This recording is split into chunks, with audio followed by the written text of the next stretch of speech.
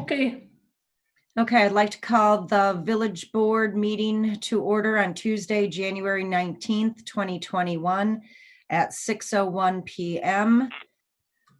Could you please take roll call? Bertle, Here. I'm Baker, sorry to interrupt, but Here. somebody's talking, but I can't hear anybody. Can you hear me? Yeah, we Yes. can hear you. Okay. I'm going to sign off and sign back in. Because I'm not on mute, so.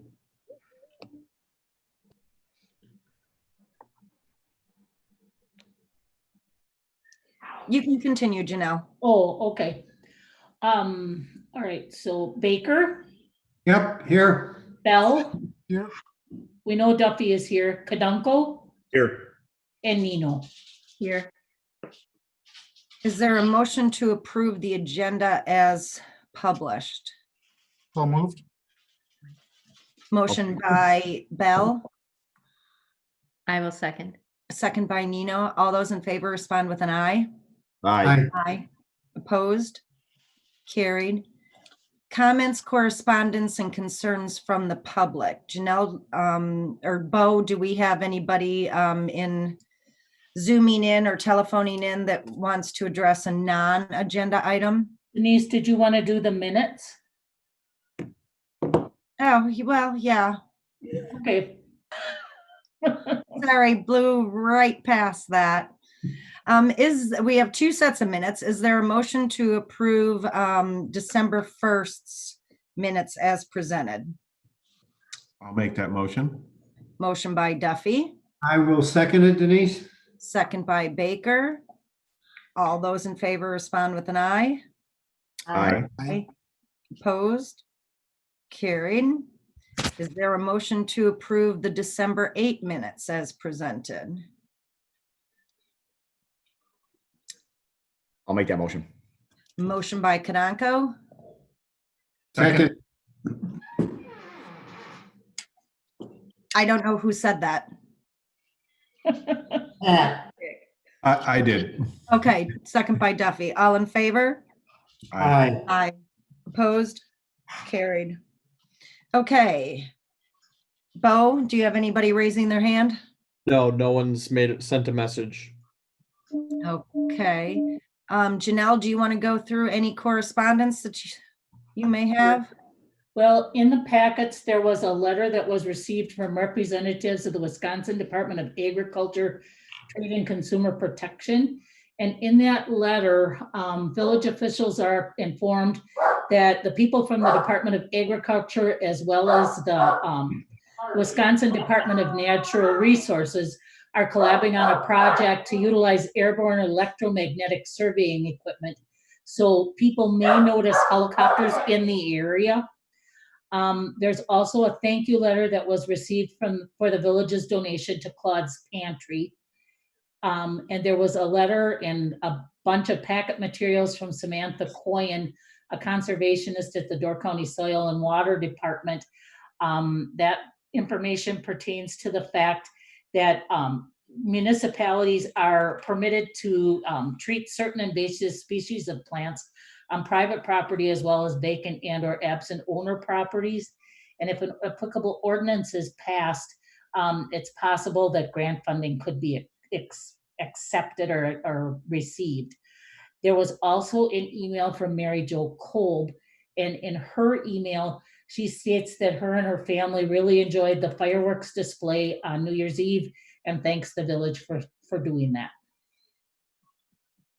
Okay, is this packet pertaining to the invasive species something that should be printed out and shared with our Parks Department so they can be looking or make themselves familiar with this?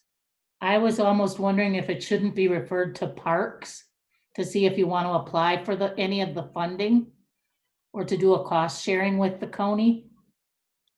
Yeah, because like page 28 shows the map and it would appear, it says in green, it looks like there's some of this Japanese knotwood on South Spring Road there that if there's something we should do near the swamp area there. So if there's something we should do so it doesn't become a bigger problem, I think somebody should look into it. Okay, then let's send it off to Parks and Parks will deal with it.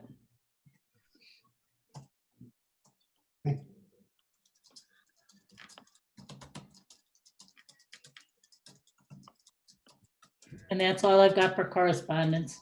Okay, I'm still scrolling. What about Moody's?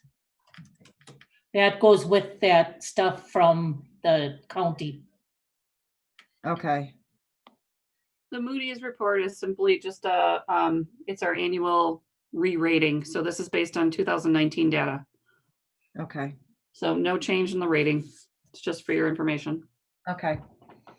All right, agenda item number 1, discussion regarding resolution number 448-01192021, authorizing the issuance and sale of $441,000 taxable general obligation promissory note. Tasha? Hello, everybody. Hi, Tasha. So this is the official resolution for the funding of the Wiltsey property. The board discussed this at your previous meeting and agreed to move forward with going through Baird. Baird went to seek out bids. Overall, this was really very successful for us. Justin Fisher is he on the line? He's right next to you. Okay, so I'm going to turn it over to Justin Fisher to give you our final numbers. Thanks, Tasha. And good evening, everyone. It's great to see everyone. In front of you and on the screen, there's a presentation that I sent over to Tasha.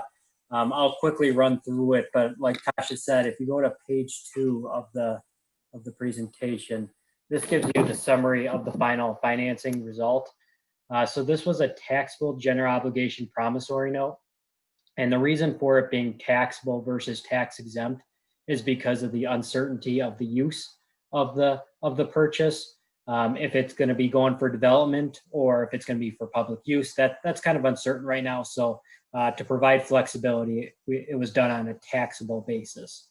The amount is $441,000 and will close February 9th of 2021. It will mature, has a maturity date of February 1, 2026, and a first interest payment being February 1 of 2022. Now, the most important thing here is that this has a call feature in there on February 1 of 2022 to refinance, prepay, accelerate payment, however the village wants to handle it.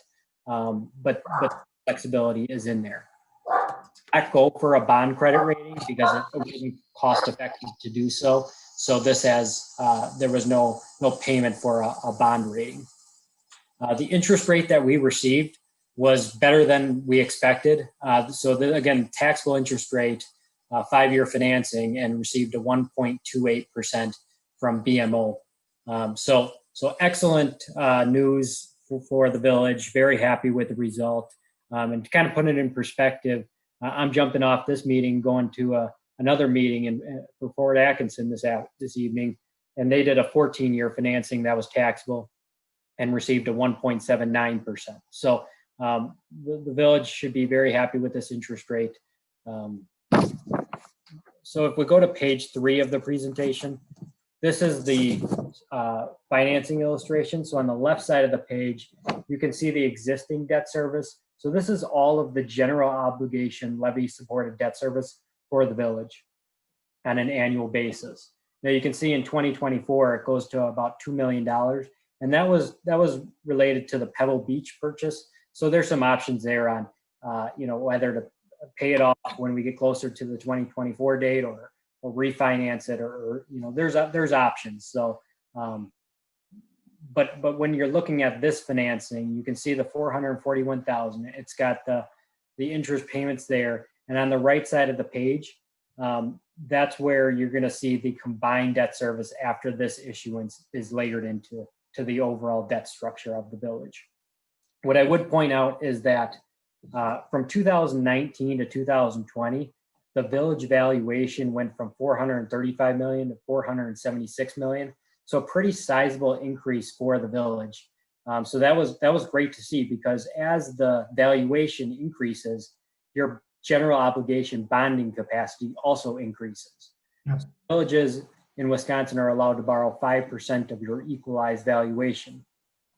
So at the end of 2021, including this debt, there's going to be about $12 million in available general obligation capacity. Now, this is really due to prudent management by the board and Tasha and Bo to really reduce the debt the debt service over the last several years. So kudos to the board and to Tasha and Bo for getting the village in a position where the capacity is no longer an issue. I have a question. Of course. Why are we not paying any principal?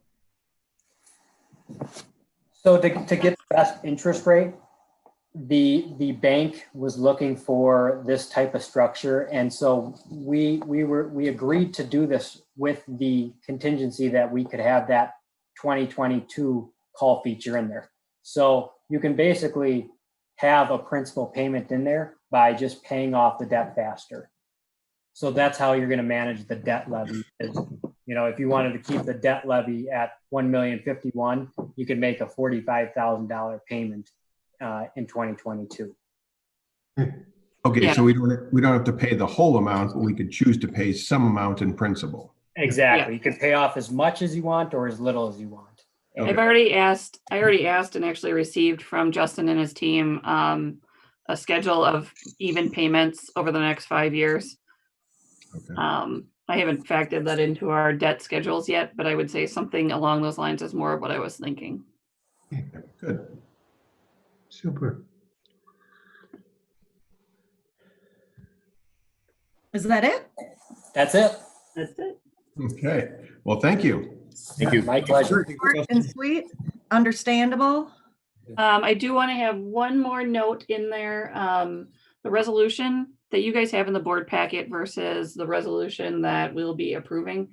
There's really not a lot of change. We put in the final information, but the one thing that is different, and Justin already talked about this, is it's not callable till February of 2022.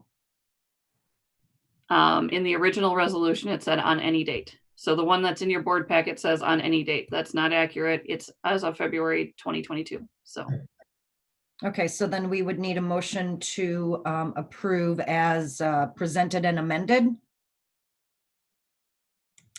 I'll make that motion. Yeah, motion? No. Motion by Kadanko, second by Baker. Any further discussion? All those in favor respond with an aye. Aye. Aye. Opposed? Carried. Tasha, I need some help financing. Can you do some things for me here? 1.2. Yeah, at that interest rate, yeah, I think we all Right. would. right. So Denise, you just buy more stuff, right? That's what you hear? Buy more Yes. stuff? Yes. All right, item number 2, presentation Thank you, by, everyone. Yep. Thank you, Justin. Thank you, Justin. Speaking Dave. of buying more stuff, no, thank you for the opportunity to talk to you guys tonight. I got to go walk the dog. I'll be right back. Oh, Chad. You missed it. I got a puppy, Dave. I said I would leave. That means I got a puppy too. It's great for a meeting. So You also have a wife. yeah, that's true. Hi, Dave. Hi, Chad. Lovely to see you. You too. So I'm here to talk a little bit about room tax with you. Right now, the way that the system works, just for a quick reminder, is that we have a 5.5% room tax. 30% of that comes back to municipalities. 4% of that goes to the tourism zone for operations to collect the tax, to make sure that everybody is paying the tax who's supposed to, and helping everybody making sure that they are able to work through paying the tax on time. And 66% goes back to the chosen marketing arm of Destination Door County. To give you my background, for those of you who don't know, I'm now currently the town chair of Bailey's Harbor. I am also the vice chair of the tourism zone, and I'm the publisher of the Peninsula Pulse newspaper under other jobs as well, but we'll stop with those. So I'm coming to you on the behalf of the tourism zone and as a chair of a municipality. So when I joined the tourism zone on the board was 2 years ago. We have one employee that's doing the work.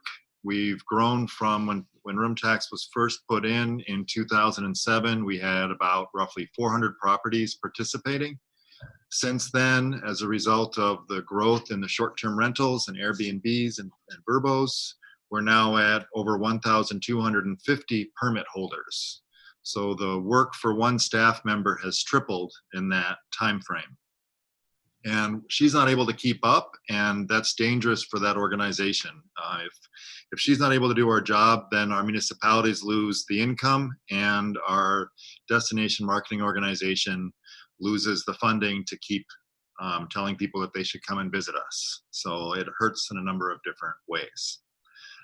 So what we've done now is we've actually added a part-time person and gone into our reserve budgets to pay for that. We're look at this as a short-term solution. And we realize that from the tourism zone perspective that it will not work long-term. So we're looking to find ways to fund that organization and entity.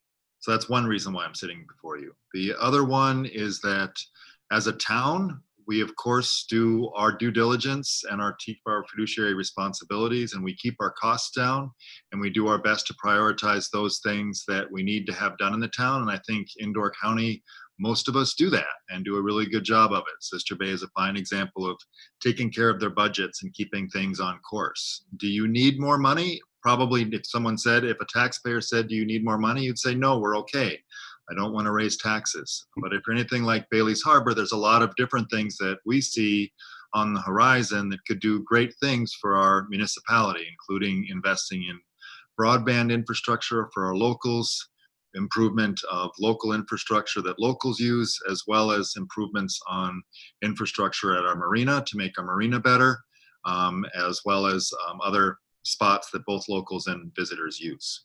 So with all that said, I also looked at our individual community and business associations because collectively across the county, I was looking to find a way to make sure that they could be sustainable over the long term.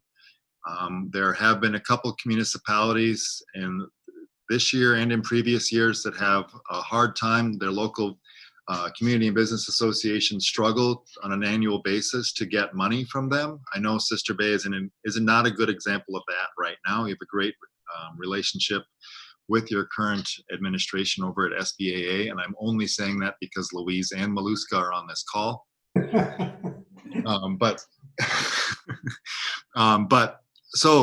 What I'm also proposed and what Destination Door County has agreed to is that if we could increase room tax, that Destination Door County would take some of the burden off of the municipalities and help start funneling some money back into our individual community associations. No extra strings attached, just basically take the burden off of us as a municipality and give that money directly to in particular, the Sister Bay Advancement Association. So what I originally proposed and what the town of Bailey's Harbor signed off on was increasing the room tax to 8%, moving it up from 5.5% to 8%, and an even split with a change in the split. 30% would stay going to the municipalities, but rather than funding the tourism zone out of the other portion, we would give 70% back to the destination marketing organization. The main reason for that is that our setup, the way that we are set up currently, is actually against state statute. The marketing entity is not supposed to receive any less than 70%, and right now they only receive 66%. So by changing the structure to 70, we would be getting in line with state statute. And originally I had proposed that we charge the individual permit holders a fee in order to cover the operational costs of the Door County Tourism Zone. That got a lot of pushback, including from one of your board members. Chad Kadonko didn't like that idea at all. So I worked out a workaround for it to eliminate the permit fee. I spoke with Destination Door County, and as of this morning, they have committed to paying up to $300,000 back to municipalities to reimburse them for paying for the operations of the tourism zone. Because Destination Door County shouldn't be paying for the operation of the tourism zone because that isn't a qualified expense of marketing. But they could reimburse us as municipalities for any tourism-related infrastructure, i.e. your marina, or a new information center, or anything, bathrooms at the parks, or anything to do with your band shell. All of those things qualify. So the new budget for the tourism zone when we looked and analyzed it, would not exceed 300,000, but it would come kind of close, because the idea here is that we're trying to create some kind of redundancy within the organization. Having one employee that would handle up to $7 million in collection just seems a little bit dangerous. So we'd like to be able to build some redundancy in there and make it so we have two people that will work 80 hours rather than asking one person to work 75 to 80 hours. Therefore, if this makes sense to you, the 30% would come back to Sister Bay. Sister Bay would then be responsible for their percentage share of contribution to overall room tax. Right now, the Village of Sister Bay ranks third in collections for all of the municipalities and collects roughly 12.74% of overall total room tax. So Sister Bay would be responsible for roughly $38,000 of the operation costs of the Door County Tourism Zone. What would happen is annually, you would be asked to fill out a form and say, what expenses have you paid for that fall under the realm of reasonable expense for tourism operations or tourism promotions? As I said before, you would then get reimbursed for that $38,000. What this means for the Village of Sister Bay is under a 5.5% room tax, you collect just over $650,000 annually. Of that, you get about $195,000. If we raise the room tax to 8%, the village would stand to collect about $950,000, and you'd receive $285,000 in room tax. When you combine that with your annual contribution to the Sister Bay Advancement Association, which I understand is just about $75,000, you end up with a net gain to your annual budgets of about $163,000, which can be spent on anything you want, but it's strongly encouraged to be put back into tourism-related infrastructure. What else can I say? So in doing this, the tourism zone has commissioned a study to see if this is going to have a problem with elasticity, meaning will the increase of 2.5% have an adverse effect on people coming to our community? In looking at this, the average room tax across the state of Wisconsin is 6.3%. For those communities collecting more than 5.5%, the average is 7.3%. If you look at our competitors, for example, like Bayfield, the city of Bayfield's room tax is 8%. So the tourism zone has commissioned an ad hoc committee to look at the elasticity. They've hired a firm to look into this. It's actually the University of UW-Whitewater is looking into it. Their first reaction when they were contacted back in October was that raising room tax in Door County is a no-brainer. Despite the pandemic, you are the kind of destination that people are moving towards. And because you are a healthy environment, because of the healthy environment and the outdoor nature of the destination, it should not be hurt by an increase in room tax. They did say, though, that sometimes it's important to pay for a study even when you know the results. So we are awaiting those results to the study, but every preliminary indication indicates that this would not be detrimental to our innkeepers or the destination. And I will say that if that study ever came back negative, that we'd have to stop this immediately, because we can't have a negative impact on our destination here. We need the innkeepers. As it was pointed out by somebody, that it's very important to designate that this is a pass-through tax, that this is the only way that we have to tax the people that actually come here and visit us, and not tax the locals as well.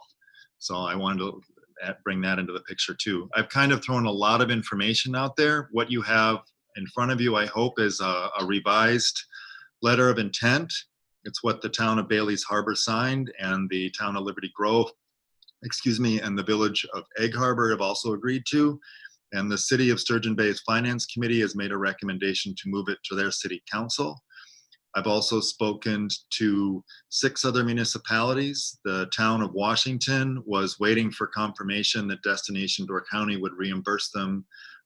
First of all, for reimbursement would take care of the Washington Island Chamber of Commerce. And they were also looking for, they wanted to get rid of the permit fee, and they wanted to make sure that fee was covered. And after that, they said they would vote in favor. So I've got those 2 things, and I'll be going onto their agenda. The town of Gibraltar said that the same thing, but the only thing they added in is that they'd like this to start no earlier than January 1, 2022, which I think is reasonable to ask. I think that it's important for us to move forward with this. If this is something that we're going to do, to move forward as fast as possible, as innkeepers have said that they really want this figured out soon so that they can notify anybody who's booking more than a year in advance out, to be able to tell them that there's going to be an increase in the room tax. I've also spoken to the Village of Ephraim. There was a preliminary discussion. I'm going back in front of their municipality scheduled for February 9th at this time. Where else? I went to the town of Sebastopol last night. They are considering this. They were waiting for confirmation about the reimbursement for the cost of the tourism zone. And the town of Egg Harbor was waiting for confirmation about the reimbursement for elimination of the permit fee and reimbursement of the tourism zone operations costs. So that kind of puts us where we are today. Questions? Anybody? I have a question, Dave. You broke down what Sister Bay's taxes, room taxes at the 5.5 and the 8. What is currently the DDC share at 5.5, and what would it be at 8? So I don't have that in front of me, Denise. But I do over here. Hold on. So right now, Destination Door County gets 3.392 million. That's 66% of the 5.5%.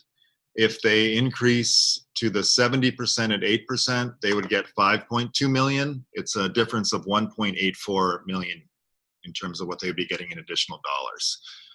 With that said, they've committed basically 1.3 of that towards this. Actually, that's not true. They've committed about $1 million to the programs back to the individual municipal business association, and combined with the cost of the tourism zone. So 1 million, like through the SCP that they currently have? So what was negotiated with them was the total contributions that all municipalities collectively make to the business associations is roughly $450,000.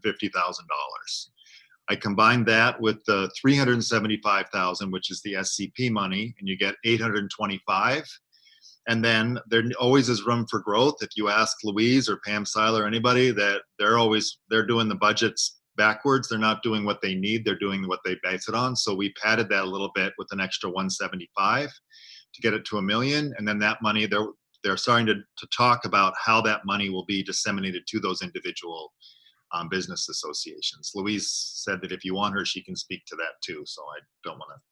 Hey, Dave. On that. Does that answer your question, Denise? So yes, they're basically going from roughly 3.4 to 5.2 minus the $1 million. So they're getting about $800,000 more than what they currently have. And the 300,000 to fund the tourism zone. So it's no, it's actually, sorry, Chad, she's correct, because there already is SCP funding of 375. So it's 625 out of the new plus 300 out of the new. Does that make sense? It's 925,000 out of the new budget. So they'd be left with 915,000, I believe. Okay. And these are all based on 2019 numbers, which is we're in an interesting time, because the November room tax numbers actually came back, and we're 7% up in collection. So despite a pandemic, we're going to end up between 5.5% and 6% down. A number of innkeepers have talked a lot about the fact that they had a different visitor than they normally do this year.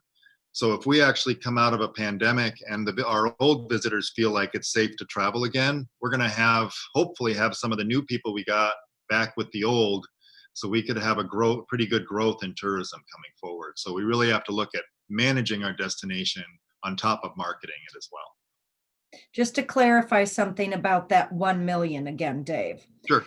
So the combination of the SCP and then the budgets of each of the civic organizations, Is that what you said? So No, DD, it's not the budgets. It's it's taking what the municipal contributions to those budgets are. So there's still membership dues, there's still sponsorships, they still have other income streams. okay, all right. So the 75,000 that Sister Bay is giving to SBAA is now going to be covered from DDC out of that million?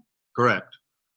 So, okay, That doesn't mean you can't contribute more. It's just, correct, correct. But when you were giving the numbers that, you know, at the 5.5%, we did $650,000, and of that, 195. And then if we went to the 8%, that's 950,000, and that's 285,000 would be the new number if things stayed stagnant, which I don't think that they will. So, okay, so, and then you had talked about SBAA getting 75,000 and subtracting that from where we were, but actually, if we chose not to give as much because DDC was taking that money, that's even more than in the village's coffer for whatever related items we choose. right. And there's a transition period that's going to be a little bit rough and bumpy to get through. So I wouldn't look at this as 2022 that you'd want to cut all that out of your budget to them, because we've got to figure out a way to keep everybody whole through a transition. Sure. If we all move forward with this. But yes, in the long run, in 2023 and moving forward, you're looking at probably a minimum of another $164,000 to $165,000 in your budget as a result of this. Okay. And I don't mean to confuse everybody else that's on this meeting tonight. But you're from where you started out originally presenting and, you know, working through different municipalities' concerns and thoughts and ideas, it has morphed into what it is today. So so maybe nobody else knows about this, and I don't mean to confuse it. I just need to know. So with the lodging permit that nobody liked, and shame on you, Chad, that all of the free membership into the local municipality organization and DDC, all of that goes away? That ended up being more and more cumbersome as we move forward. Destination Door County is very skeptical that they would be able to retain their 501c6 status if they gave anybody a free membership. So that was the other reason to remove that piece of the puzzle. Okay. Okay. And if we're not charging a permit fee, as much as I'd like to see Destination Door County still investigate that piece of the puzzle, then they still are. They haven't come to a conclusion on that. Okay. Okay. So I couldn't guarantee it. It might happen in the future. It might work, but it's not something on the table at this time. Because I know one of the great things of that original conversation had to do with, you know, even though they're Destination Door County, they only promote, and the same with SBAA, their members. If you're not a member, we're not promoting you.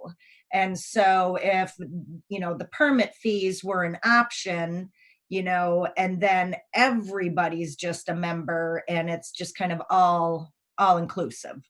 So that was my only clarification. Thank you. Yep.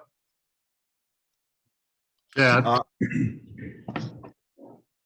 Well, I was going to say, I think going back to September or August maybe is when Dave first called me on this, and we've talked for many hours, and always pleasureful, and, you know, we always get along. I will say this idea has come a long way, and he's done a lot of work on this, and it's, you know, I mean, I push back on a lot of things. I was never fully for it or fully against it, but I do, looking at it and hearing where it's evolved to, I think it's a no-brainer at this point. There's a lot of good we can do with that money. I do think that we as a village have to continue to dedicate it towards, you know, the things that we really need. And I know, like Dave said, a lot of it, they push tourism things, but tourists tear up our roads. We need roads. All these villages need roads, municipalities. There's a lot of good that we could do with this. And I know there's a lot of skeptics on the room tax raise on how that would affect the overall, like the elasticity, as Dave says, and he's calmed a lot of those people that are a lot more concerned than I was. So nice work, Dave. Thanks, So Jeff. Dave, what kind of feedback have you been getting on from the lodging industry? It's been all over the map. And it usually starts out immediately with "No way, Jose, please go away. Don't talk about this. We don't want to have this discussion." Yeah. One of the biggest naysayers to this was Paul Warfel in the beginning. I don't know if you all know Paul who owns the Homestead Suites. But at the last Gibraltar Town Board meeting, he said, "Don't get me wrong, Dave. I'm in favor of a room tax increase at this point, just as long as you don't charge me a fee and you don't start before January 1st, 2022. We have a pretty conservative group on the tourism zone that is part of this, and they asked me to slow down when I was pushing to move this forward in October, and I did. They also were the ones that commissioned the study, and since the study has been moving forward and they've been talking to the group, they've actually become more and more comfortable with the room tax increase. There's a pushback from some. There was an innkeeper in Gibraltar who was really adamantly against, and she said, "Look, you raised my taxes, and you're charging me for all these assessments, and now you want to raise room tax." And the irony there is that if we had a higher room tax, there wouldn't have to be an assessment for the sidewalks that they did, and there wouldn't have to be the raising of her taxes. So it's a catch-22. As more and more time goes on and more people get assurances that this isn't something that's going to hurt their business, they start to move forward and feel better about it. The reality is that the information out there really strongly suggests that it actually shows that the higher room tax communities actually have a higher and better tourism industry because they're able to reinvest into the infrastructure that keeps attracting visitors. And because they have the marketing available, they're able to keep getting that story out there. Those that have lower room tax aren't able to keep up with the infrastructure nor the marketing. So it ends up being a net gain positive. Dave, So, sorry. Oh, sorry. If I can just jump in with a quick question, Dave. In this process, you kind of mentioned something that the municipality has to do every year if this proposal moves forward. Can you just run through that again? As far as you mentioned something about paperwork, just so that I have a better understanding of that. Sure. So any money that Destination Door County spends has to be towards tourism-related infrastructure or to marketing. So similar to what Louise has to fill out for the SCP money, the village of Sister Bay would be asked to say, please show what expenses align with the state statute in spending of marketing dollars. So it would include marina improvements. It would include ice rink improvements. It would include bathrooms or parks improvements. All of those things you probably have probably close to $200,000 in related expenses like that at the village. It wouldn't be a problem for you to come up with them. But that's the paperwork that we do. We're at an early stage with this. The Destination Door County has. And that's why one of the reasons why Jeff Letzi here is on the call. He's on the ad hoc committee for Destination Door County that did work with me and talking about how to spend Destination Door County's money. They have agreed to. They have a motion and a second, and it's out there that they will give the money back to cover the cost of the tourism. But how that's going to be structured and when it's paid all has to be figured out. But if I look at it as if I know my municipality is going to get reimbursed within that calendar year, I don't worry about when it happens, I guess, because it's collected public tax dollars. Does that answer your question, Bo? Yeah, thank you. So just to clarify real quick, this is only on room tax. So the residents going to the Piggly Wiggly and buying groceries or doing anything else in town is not going to have any impact on the residents. It only has an impact on your residents if you want to put your mother-in-law in a hotel. Got it. Okay. And I'm just curious, when you started, the idea was they're spending more money because they had 400 places to track and now they have 1,200. Well, the beauty of putting a percentage in place is 4% of the revenue that you collect on the 400 is X. 4% of the revenue you collect on 1,200 is 3X usually. you've just tripled your revenue to cover the cost of an additional employee. The idea to me in the 10 years or so I've been here, and correct me if I'm wrong, but I think we've gone from less than $1 million on marketing to now we're going to be 5 million. The machine's been made. We're feeding the machine. We're to the point where several municipalities are busting in the summer months, worried about parking, worried about roads, and we want to give that machine more money to get more people here. I think that I'm not against, I do a lot of traveling and I get it. And this is a common thing. I think the local municipalities should get a bigger share because that's where the increased costs are going to come from.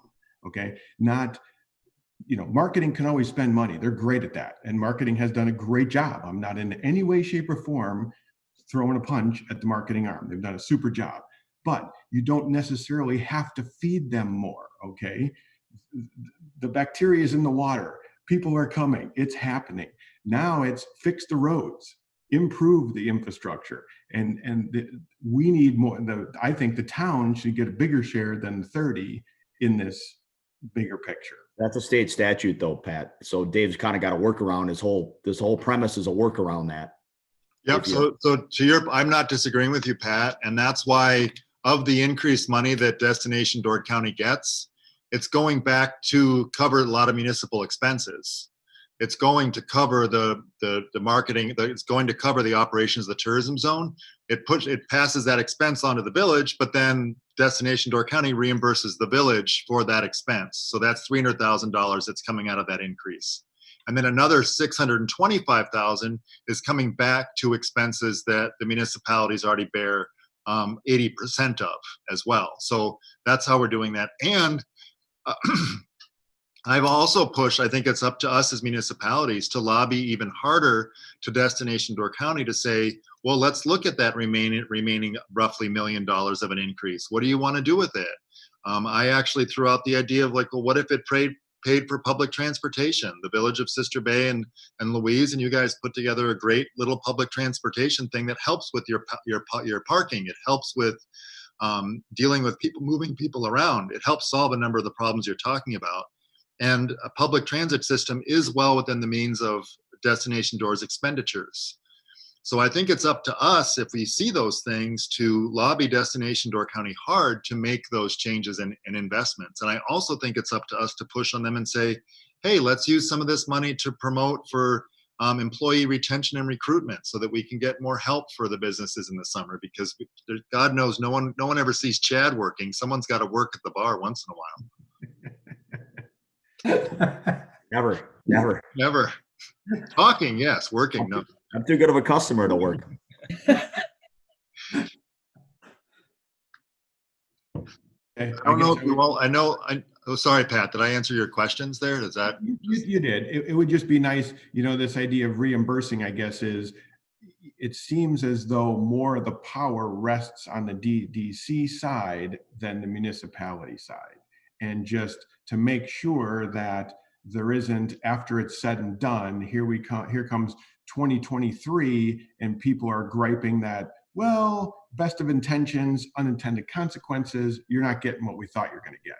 Well, so black and white that, hey, this amount, percentage, whatever it is not going to be an increase in marketing, that they don't spend the money before they have it to reimburse, that is available for reimbursement. Well, they're sending a letter to all the municipalities to that effect. They did put a 3-year review on it, but I think that's smart. Maybe it's at 3 years, maybe it's increased. Maybe it should be more.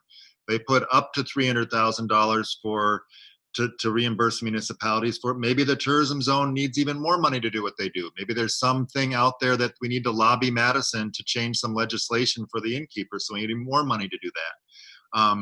And actually, where does the power sit? The power actually sits with the tourism zone. The tourism zone is made up. It has representatives from each municipality. You have two representatives on that zone. You hold that entity holds the purse strings for Destination Door County, and it can say no to their budget. So if you have challenges what they do, I think it's important to push back on that. I would also add that marketing marketing for marketing's sake is never a good idea. It's important to think through what the messages are. Destination Door County, to their credit, has changed their name from them and calling themselves more of a destination management organization as opposed to a destination marketing organization. And that's not just in name. What they're looking to do is to promote Door County as a place to come and visit, to tread lightly, to enjoy, but not damage. So they are working to put forward a marketing message that actually falls a lot more in line with what I think you're talking about, to try to make sure that when people do visit here, they don't destroy the golden goose that we have. Okay. Louise, you had raised your hand quite a while ago. But you're muted, so you have to unmute. Don't tell her, Denise. Don't tell her. I can hear you, Chad. I know. That's why I say it. Again, like my youngest brother. Wonderful. It's like being at the dinner Let's table. go drinking again, Louise. Let's do it. What I wanted to do is share with the group my thoughts as a coordinator and the thoughts. I think I represent the other coordinators in how I feel, but certainly representing the Sister Bay Advancement Association. I might note also that Drew's on the call, and you certainly can chime in at any time. And I'm very glad that Jeff Lutzy's here. Jeff, thank you for joining us. It's nice to have a member of the DDC with us because they're a key part of the whole process. So I prepared something because I was afraid I would forget to say, or I might ramble, which is shocking. So I'll just keep it to this. So over the years, the Sister Bay Advancement Association and the Village of Sister Bay Board of Trustees have worked together to create agreements where the village provides a financial contribution from village room tax collections to the association in order to assist in facilitating commerce, to promote tourism and recreation, as well as promoting and supporting investment in our community. So those words are directly from our current agreement. Our partnership is successful because we all work towards the same goals. First, delighting our visitors with safe, fun, and memorable experience every time they come to Sister Bay. And secondly, engaging in and supporting the shared interests of over 150 members by advocating for them and helping them achieve their goals. In addition, as good partners, we communicate frequently, we listen to and have respect for each other's opinions. This process works, as is evidenced by one of several key metrics, our substantial growth in room tax over the last 6 years. Since 2013, Sister Bay room tax collections are up 52%, compared with Door County, which is up 41%, also a great performance with Sister Bay's help. Being equal partners with the village and engaging our visitors, promoting our businesses, and listening to local residents is critical to our success at the SBAA. So for this reason, we believe that should there be a change in how room tax funds are distributed, and in order to reach a fair and equitable agreement for all Door County business associations, the community coordinators and the respective boards must have an equal voice, along with other stakeholders in determining the formula for distributing room tax revenues to the business associations. So the conversations that have been had this evening relative to what the DDC has decided to do or has said in the past and so forth, it's important that you know that the community coordinators have not been aware of any of this or informed of any of this. Wait, I've been informing you every step of the way, Louise. The community coordinators as a group would very much like, and we do have a meeting scheduled for Thursday, but I think that there is a need for a partnership very much like the SBAA has with our village board. And that would start with the community coordinators and their respective boards having an equal voice along with the other stakeholders, which in this case would of course be the DDC, and probably if I were a trustee, and determine the formula for distributing room tax revenues to each of the business associations. Because what some of you may be unaware of is that most of the community coordinators do not have contracts. And they wait from year to year and they're told what they're going to get. And in my experience in a former life, when someone tells you what your budget is, instead of working together on a bottoms up budget to figure out what your goals are and figure out how to fund those, you don't always get what you want. You never get what you want. It works. It doesn't work. And so, you know, that's why I'm speaking on behalf of the other community coordinator as well. I mean, we are very fortunate in Sister Bay. I can consider myself very lucky. And sometimes we don't get what we want, and we understand that, and we figure it out, and we just keep moving. But you know, throughout the county, that is not the case. And so that's why I bring the community coordinators into this, the other ones, because there are some that were informed as recently as a month ago that their budgets were cut 40% for next year. So I don't know how you manage that. So, and I'm not, believe me, I'm not at all suggesting that that's what the DDC would do. I'm not suggesting that at all. What I'm saying is that we run businesses, just like the village runs a business, just like everybody else runs a business. We think it's fair that we be part of the process of figuring out what if room tax goes to 8%, if it stays at 5.5%, if it's at 7%, whatever it might be, that we are part of figuring out how that process works. And that's it.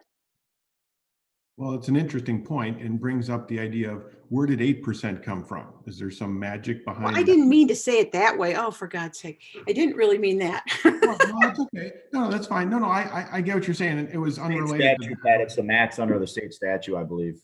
Okay. I think, Dave, right? That is correct. It's the maximum, the state statute, and it was recommended that we don't do it in stages, because if you try to do it in stages, then every year you're telling people that there's a tax increase. It was recommended if you're going to do it, you rip off the Band-Aid and you do it. And the group, again, the group was hired to do this, recommended that you just do it all at once, and said the sooner Door County does it, the better. So what I'm taking from Louise is that, and being a trustee, this isn't necessarily coming from the municipalities or the coordinators, it's coming from the DDC? No. I'm not suggesting that in the least. I'm not suggesting that in the least. What I'm suggesting is that as Dave just said, the DDC, I believe, has decided, you know, what they want to do, and they're going to discuss that with us. And I just want to make sure that, you know, we have a voice in how that all transpires. I understand. I'm saying that the whole premise of increasing the tax, who started the idea of, okay. Oh, that part. Oh, sorry. Yeah. Okay, so Dave, so you're doing it because of this idea that the second employee is needed? I'm doing it for all sorts of reasons. The first one was the tourism zone budget, because that was needed more income. And then the second one was that I recognized, I'll go back in time, in 2007, it was the individual business associations that helped get room tax through in the first place. And I was looking for them to get more help. So Louise, I'm questioning a little bit of the language you use. Are you not in favor of this? Are you not supportive of this? No, I'm not. I'm fine with raising room tax. I have no problem with it. And is the $1 million coming back to the business associations something that you're in favor of and willing to work forward with? Yeah, I just don't know how it's going to be allocated.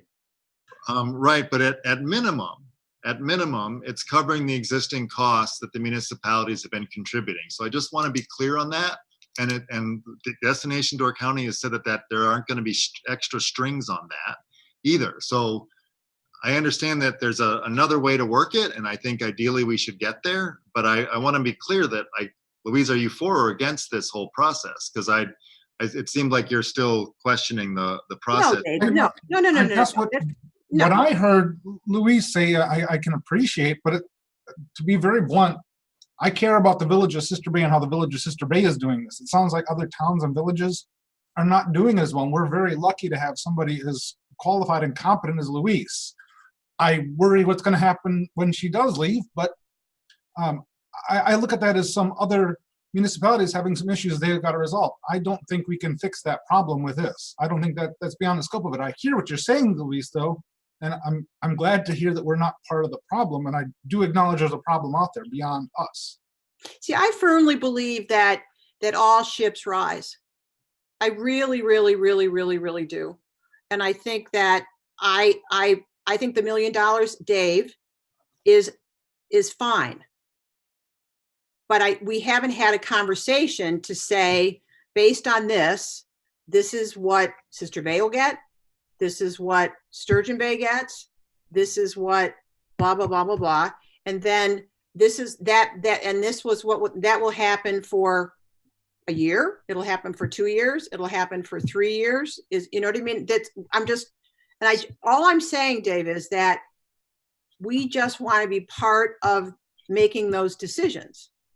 Right, and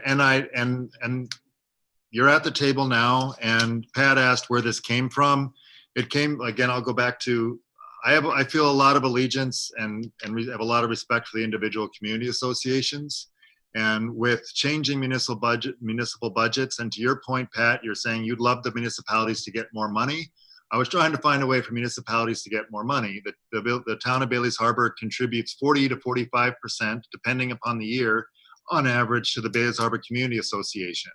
And I looked at that and said, I think this is a genuine marketing expense that I would like to make sure that Destination Door County covers on our behalf, because I have other expenses in the town that I'd like to invest money in. But I don't want to see that number fall, and I think it should be more.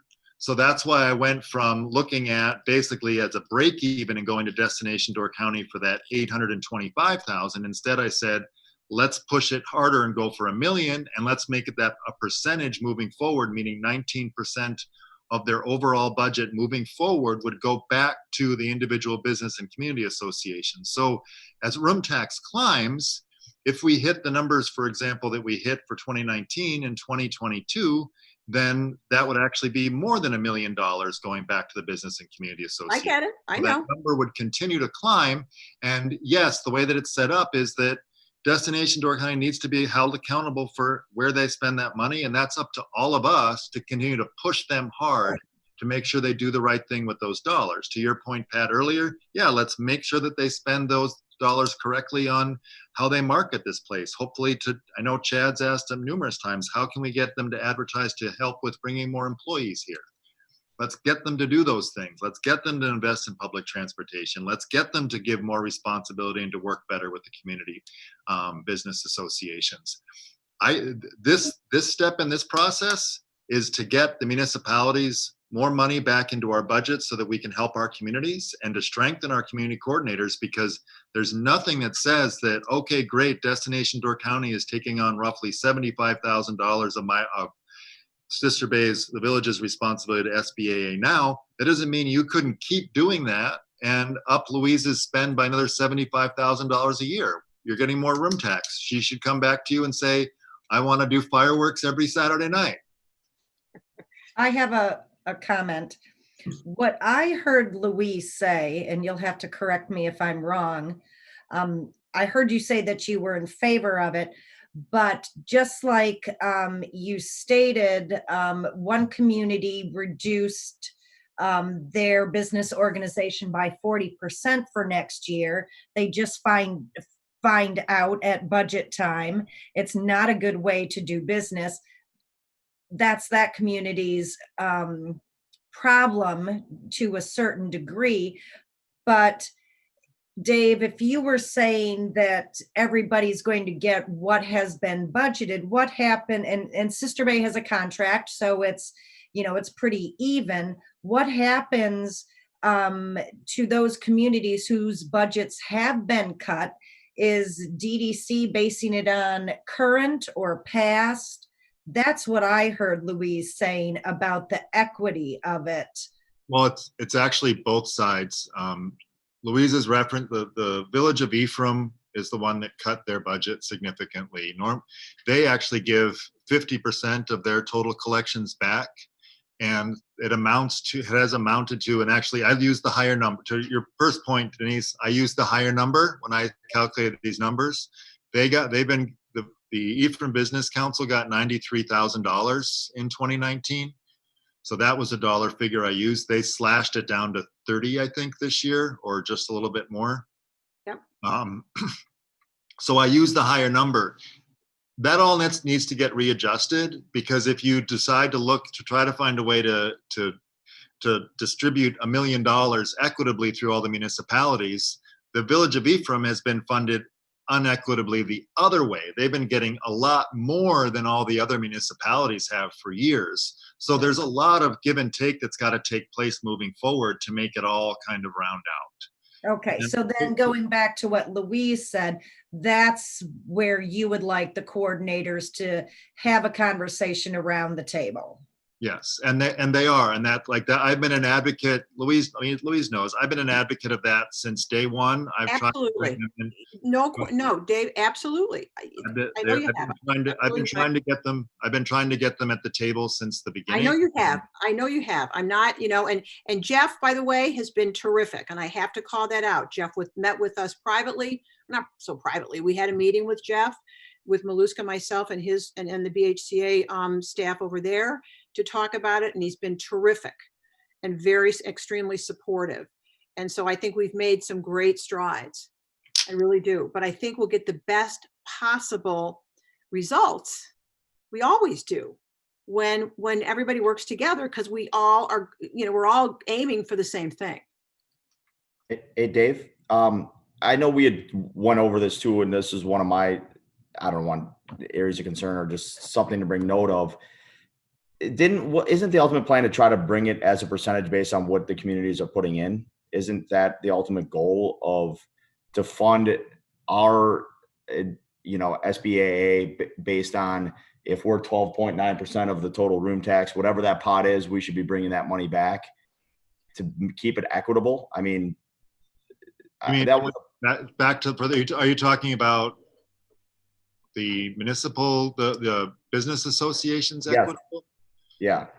Yeah, but I think we've got to figure out a way to work through that to get there. It's not, it's not a switch that we can switch. It's going to take time. As I mentioned earlier, when Denise said, does that mean we have to be responsible for the 75,000 anymore back to SBAA? I said, there's got to be some kind of transition. I get that. And I completely agree. But is that the ultimate goal, is to make it a percentage based on divvy it up the way it's being thrown in? It will alleviate any kind of contention. It'll be, at least that, maybe a flat fee plus that or something. That's the way I look at it. But then Ephraim might say, but we've been funding ours more. Why aren't you letting us? We should keep more. Well, I think that falls back onto the municipality to Right. give them more out of their money. But yes, the ultimate goal is to figure out a way to get it so that our business associations, to Louisa's point, that a rising tide floats all boats. We need to make sure that what? It does. We can't have any weakness. We're not that big. So if Fish Creek doesn't send people to Sister Bay, it hurts Sister Bay. Yep. So we need to make sure that Fish Creek has a good information center. And we need to make sure that the information that Destination Door County is putting out is accurate and aligns with what Sister Bay is putting out. We need to we can find a way to save money and streamline some of these things and be better at the same time. So that is the ultimate goal here, is that I believe that Door County is a world-class destination. I think that if we keep finding a way to reinvest in ourselves, it will only be better, because all of us find a way to keep doing better, whether it's treating our customers well or just trying to make the place that we live in a little bit better to live in, and hanging out with our neighbors once in a while if we can. Dave, I have one final question. And this does not pertain to the $1 million that would come back to the municipalities. This is a general bird's eye view question. As we move forward, how do we keep DDC accountable? Or is that not our role, and that's the Tourism Zone Commission's role? Who is approving their budgets and saying, yes, you are spending your money wisely?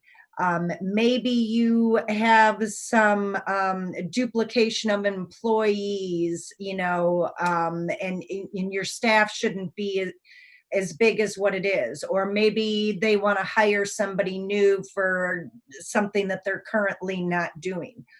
Who holds DDC accountable for their annual budget? Okay, so structurally, there's two steps. They have a board of directors. that okays the budget. And once their board of directors okays the budget, it gets pushed to the tourism zone. And the tourism zone has a motion to accept that budget. So there's 2 steps in that. However, part of what my overall goal with this is, and I hope that it works out, but it does take, all of this takes people pushing for answers, first and foremost. Like, everybody's got to be engaged. And if you have an issue, you have to be able to talk to somebody about it. And one hope is that by having Destination Door County start to fund your individual business association, Louise becomes a liaison to keep you updated with what's going on at Destination Door County. We all know if Louise is not happy, you will hear about it, and you should. And that's not putting her on the spot that way. That's what these community coordinators can become, is a liaison between, to update you on what is actually happening, to let you know when those decisions are being made, and to keep you up to date on what impacts the tourism business is having on you as a community, what your community could be investing in to help further that industry, or how you might be hindering it. All of those things. The dialogue that Louise referred to, that the relationship that you guys have built up, but to advance economically and to better the life of the locals, is what we're looking to build between your municipality and Destination Door County as well. Okay. I like that. I like the liaison part on, putting a little bit more work now on all of our community coordinators. But yeah, we have to be able to point to somebody or have a go-to person to share our concerns. I was on the board of directors for quite a few years when it was the Door County Chamber of Commerce. And I got off of it because it drove me crazy. This was quite some time ago. Jack Moneypenny was still I don't even know his title, but he was there running it. And I felt like I was butting heads constantly and getting nowhere. So I don't know that the organization has changed all that much. Maybe it has. I walked away from it and didn't look back, but that's where my concern came from. You do have, Jeff Lutzy is on their board of directors. He's on the ad hoc committee that is addressing the funding for the back to the community coordinators. He's on this call. Jeff, do you want to say anything to this effect, or did you want anything to add? Yeah, I guess the main thing I'll say is I just appreciate the discussion, all the frank commentary. Yeah, I've been on the board. I'm on the ad hoc committee. I'm here not as our spokesperson for the DDC, but really just to listen, to know what the commentary is, not just on how DDC, what the decision, was today, and the commitments that have been made today, but also to listen to what your feedback is on the additional money. Like, this is a huge responsibility. It's a huge change. It's 2.5%, but it's a huge dollar amount. And it's the DDC board's responsibility to be good stewards of that. We're partners with everybody. We just happen to be in the middle, the organization and the way the 6.5 and the 8% would be set up. Like, we have to be the 70%. So this is a really good, though clunky, dialogue, because there's so many contingencies that have to happen to make it happen. But yeah, I appreciate it. I've written down all the comments you've made on DDC underworkings, as well as your ideas on what you want to be, the improvements that we can make internally and externally. So yeah, so I appreciate the dialogue. I'm here mostly to listen. Thank you. And I think Dave and Denise had a good point, and Louise, the idea of that the coordinators are that bridge and are the ones that are probably the most knowledgeable in what's going on, what's needed, what are the unmet needs. Is there a way to get them voting power on DDC that they're really impacting the spend of DDC as it relates to the culmination of all the members? That's an interesting, it's a good thing to consider. I think having a voice at the table is an important part to where to spend the money. It gets tricky when someone who's getting the money is also voting on the money. So it becomes complicated about how those. Jack gets all the money and he gets to vote. Yeah. Sure. His official title is Grand Poopah, by the way. Don't mess with Jack. I'm trying to remain as quiet as I can on this particular topic. I have my own opinions, and some of you know what they are. I'm trying to move this part forward. If we can get these things done, I believe that it helps move us in a direction of being able to work better together. And once we're able to work better together, I think our decisions will be better and help strengthen our community, which should help push all of this in the right direction, so that we have more input from the people, from the boots on the ground, that are the people that are the individual business and community coordinators, all the way up to those board members that are making these decisions. It's an education across the board. But the reality is we need to put money and expectations on the table and figure out how to move forward. And I think that what is being presented is a beginning of a roadmap to get there. But in order to get there, we have some steps to cross. And one of those is you guys looking at considering raising the room tax and accepting the responsibility of the cost of the tourism zone, understanding they're going to be reimbursed for it, but also understanding that you're gaining an additional money for your individual community coordinator without a lot of strings attached. And you also get that puts that person at the table to make some of these decisions. So that's what I'm able to fix on this one discussion, but I think it starts to make us really talk about what the next step is and how we can better move forward together. Okay, and I appreciate all the effort, and obviously you're passionate, and I am for it. I guess one last question, I'll let it go. So you mentioned the idea of a 3-year, they'll look at this and see how it goes. Is there a 3-year sunset that if 3 years from now, the municipalities, the coordinators say, hey, this hasn't worked out like we thought it was, roll it back to 5.5, shrink the budgets for those that maybe didn't provide what we had hoped would go back to the municipalities? Is that part of the language? I think it's very hard to backtrack like that. In terms of the implementation of a tax, so the way to, if you're talking about changing the tax back to a lesser amount, that would require a 2/3 majority of the municipalities in Door County to change the amount of the tax percentage. Okay, so that would mean that someone would have to go around like me and talk to potentially 15 to 16 municipalities and get them all to vote in favor of that to do that. But in terms of the 300,000 and the $1 million that Destination Door County is pledging to push back to our municipalities and to our business associations, that's separate. That's a separate agreement.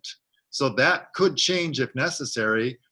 I wouldn't think that would go backwards. That part of, I don't think a municipality is ever going to say, no, Destination Door County, I don't want your money.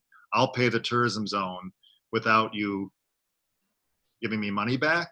And I guess I never see a point where the business associations would ever need less money. I think there's such a vital role in putting on the festivals, events, and taking care of our individual municipalities that I don't think that I'd ever see that number going down.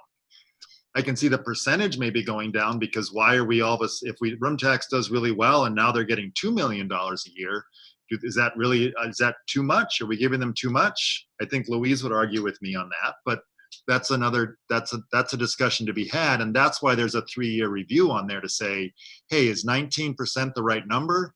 Should it be 20%? Is this actually program really working so well that we should put more money to it? Is the $300,000 cap that we put on the tourism zone, is that enough?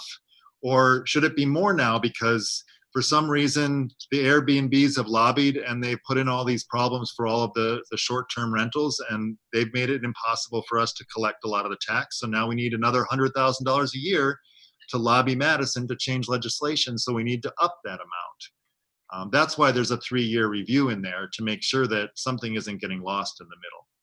So who's making the determination at that review? Who are the voting members that are reviewing it? Real quick, the moral of the story is we need to be more engaged as a village. What Dave's doing isn't solving all the what could. I've had trust me, your question's good, and having Louise on there I think would be in our best interest, even if she is getting the money. We need to be more involved in the tourism zone to look at these budgets. We need to be having meetings, or at least agenda items on our meetings once, twice a year, to talk about things we want to see, that portion, that $1 million, or if that grows, what we want for it. We want public transportation. We started it in Sister Bay. There's a lot of great that can be done. Dave can't solve all of our concerns. Trust me, I hours of conversation with all these concerns that you have, and I agree, and they're good concerns. We do have to have a little bit of faith, as Dave said, which was hard for me to swallow, and Denise doesn't believe in faith. But at the end of the day, we need to be more engaged. We need to fight for it, and I think we're capable of doing that. And I think our other communities are very like-minded. So I think collectively, we got to go down that road, and we will go down that road, but we got to stick to it, and that's on us. They can't solve all that for us here. I get it. And that's why you need to put as many hooks in this now from our standpoint, that you have a voice at the table, that it's not, well, we would like this, but okay, we heard you, but you're still not getting it. But, You know? and you do, and what, sorry, Pat, I mean, if I'm interrupting, but you do have those hooks. You have you have 2 representatives in the tourism zone that if this changed and you didn't want it to, you should be pounding your fists on the table. You have a voice to change that. You do, and that's what this is for. I'm pretty sure in the last 6 months, we have collectively, we asked somebody to come and talk to us because we felt as though we are already providing a larger share to others than what the village receives for the use or the impact on the infrastructure. Am I wrong about that? And basically it was, yeah, okay, we heard you. Has there been any change? What did that result in? I can't speak for Destination Door County Board. I mean, if that's what you're referring to, all I'm saying is that this is an opportunity to gain power and voice within the organization by the $1 million coming back to support your community coordinators. It's forcing Destination Door County to work with your community coordinators because it's a significant portion of their budget. The review structure of the CEO is set on the success of the room tax dollar spend. So if 20% is coming back to the community coordinators, they have to make sure it's spent well, and they have to make sure that there's a return on their investment, and they have to work with the community coordinators. But beyond that, you got to get engaged. You got to push those board members. The other part is the Destination Door County Board of Representatives needs to be called when there's an issue with them. If you're frustrated with Destination Door County, you got to call those representatives and say, fix this, just like you get calls when some of your constituents what you want them to do. Okay, thank you. Is that, I'd love to be able to speak for everybody, but I only can go so far in what I can tell you that I helped get room tax in the first place, and I fought like hell to get it then. I'm the only guy going to every municipality right now and trying to get guarantees for each one of our community coordinators. I'm not quitting. I'm not going anywhere. So I can say on my behalf that I will keep pushing until these things are taken care of, because I have issues with how Destination Door County has been handling things too. And that's one of the reasons why I'm engaged in this process now. Okay, I'm going to ask Janelle if she has a motion written. But we can't hear you, Janelle.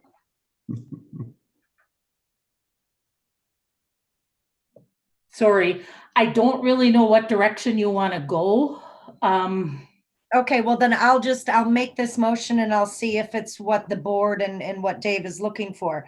I will make a motion that the Village of Sister Bay Board of Trustees writes a letter of intent for increasing the room tax from 5.5% to 8%. All I'd add in is, and with the 70-30 split. With the 70-30 split, okay. Thank you, Dave. Motion by Berto. Second. Second by Bell. Is there any more discussion? All those in favor respond with an aye. Aye. Aye. Opposed? I'm Motion opposed. carried.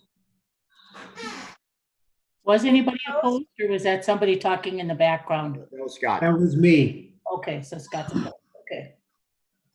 Okay. Okay, we'll compile that letter, get it out to you, Dave.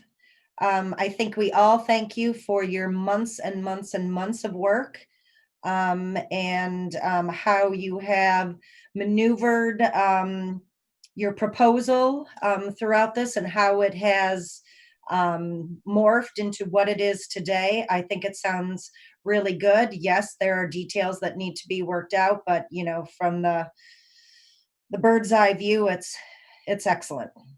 Thanks. Thanks, Denise. And to let you know, Bo should have the latest copy with the revised language that actually follows an ordinance structure. It's basically a resolution that says the town of Bailey's Harbor, blah, blah, blah, with my name on the bottom, but you could use the same thing to just put your name on the bottom, Denise, and sign it. Just have it. Based off this conversation, we'll draft the resolution, change it for Sister Bay. Okay. Thank you all. And thanks, Louise, for all your work on all that. Louise was very helpful in making sure that all the T's were crossed and I's were dotted in order to look out for the community associations and business associations as well. So thanks, Louise, and Jeff too. Anything for you, Dave, you and Chad. I owe Chad beer. Yeah, well, really? Okay. Like 15 years ago. Yeah, no, it's not. Is it 15? 15 years ago. That's nice, Dave. And Jeff, thank you very much for coming. I know Jeff has put a lot of work in that you guys may not be aware of, but he's been, I would say, an admirable board member at the DDC. And that is, well, I think they need that. So thank you. But you're welcome. Thanks everybody for a good discussion. Yeah. Thanks. Thank you. Good to see you, Mr. Bell. Glad you're up and healthy. Thank you. Thank you all. Thanks. Have a good night, Dave. Okay, moving on. Item number 3, discussion regarding an update on the village's response to the COVID-19 pandemic. Unfortunately, Dave Lino is not here tonight, so I didn't get anything a prepared statement on anything that he wanted to say. I don't know if Bo knows.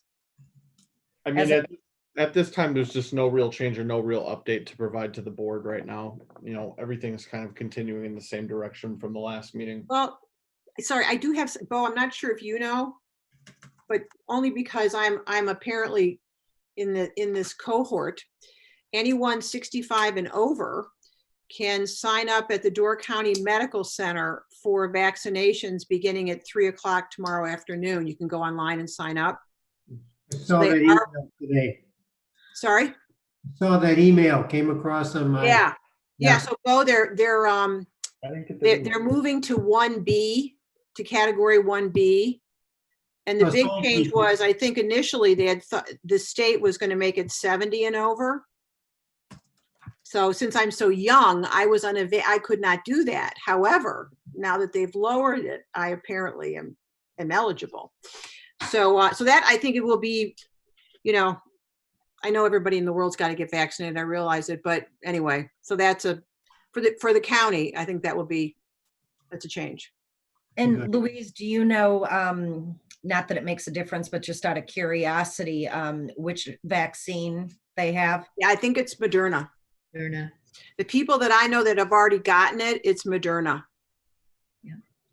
Okay. From what I understand, the 1B category, and this was from 70 and over in the state of Wisconsin, is 1 million people.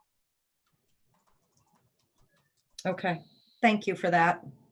Our demographics play in our favor on this one, I guess.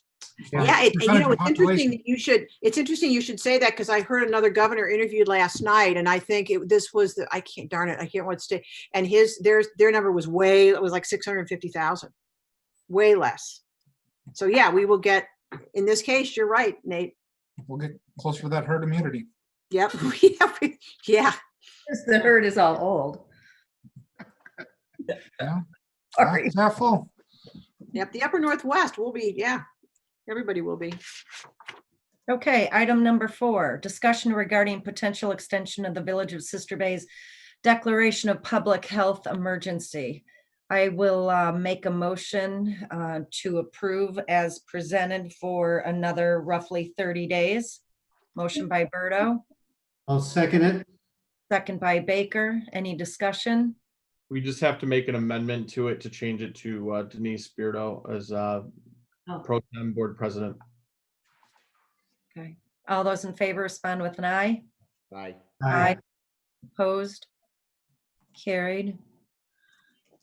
Item number 5, discussion regarding the provisions of the draft development agreement for the Tapawat Brewing Company facility that will be constructed on parcel number 1810008312842A, which property has been assigned an address of 10440 Orchard Drive.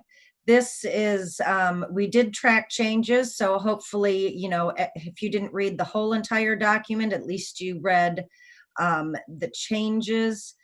There's still some other changes that need to be made. Dave Leno's name is still on page 122 and might have been someplace else, I'm not sure. It is coming before the board tonight without Plan Commission recommendation because we don't meet till next week. And I asked that to continue to move this process along, and I did not want to wait another month for this to happen. Bids came in November for the sewer and water extension. I worked long and hard with Nick Devley and their builder, Tom what's his last name? Of Alliance on a lot of the changes in the document that they were concerned about. So the motion that I would be looking for tonight would to approve as presented if the Plan Commission approves it next week. And I don't know exactly how. I'm sure you have great wording for that, Janelle, because I know we have done this in the past. Yeah. Does anybody have any comments? I do, sorry. On page 116, there's the minimum payment guarantee. Yep. I would ask whether you want to change that to 2022 rather than 2021. Yep. Since there's no possible way that January 1st, 2021, he will be assessed at $1 million right now. That'll get changed. Correct. Thank you for catching that, Tasha. I missed that. I'm sorry, what page is that on, Tasha? 116 of the packet. Okay, It's section 14. okay, thank you.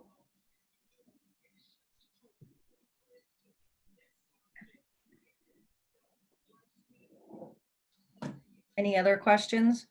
I'd also question what's with the amount that will be banked to offset underpayments in a future year.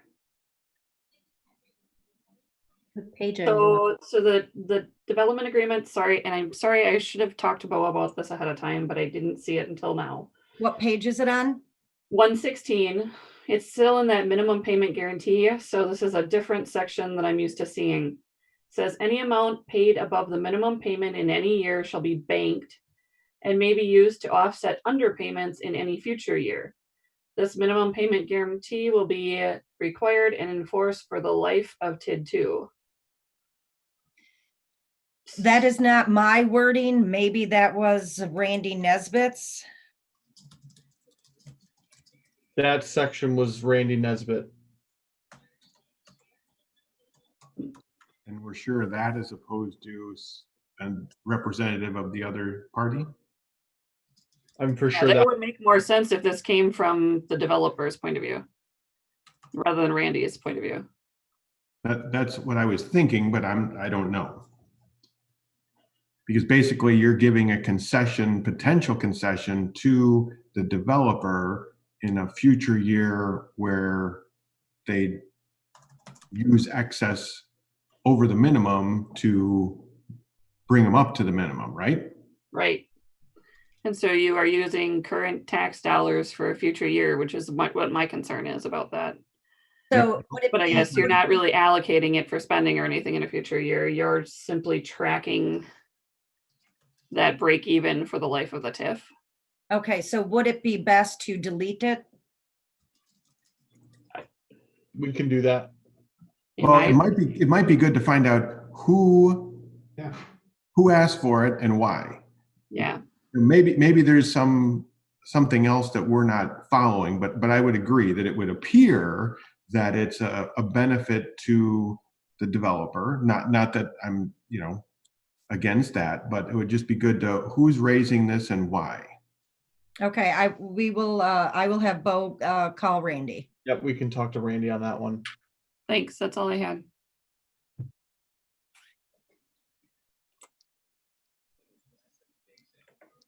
Anyone else? Are we allowed to speak?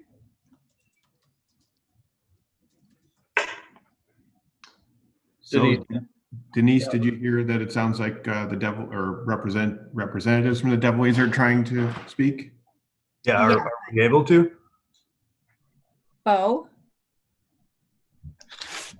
I would say at this time, if Nick and Mary want to speak, that'd be subject to our board president. I would say, and the board is going to have to trust me. I'm not taking comment on it tonight. We just sat here for 90 minutes waiting to tell the board that we're not going to build on this property. And we've told Bo this multiple times, and this should not have been brought before the board. We weren't told this was going to be on until last Friday. I was very direct with Bo on our change of plans. We have not signed the developer agreement. We haven't agreed to pay Robert E. Lee the $35,000 in this project. I feel like we've been silenced. I have no way to speak other than this right here. And y'all can't see my face. This should never have been put on the agenda. I spoke to Bo last Friday. I put it on the agenda. Well, you didn't pick up the call or answer any of the emails, so I only communicated with Bo. And then Bo wrote us yesterday and told us that if we didn't put it on this property, the whole project would be killed. And I have the email.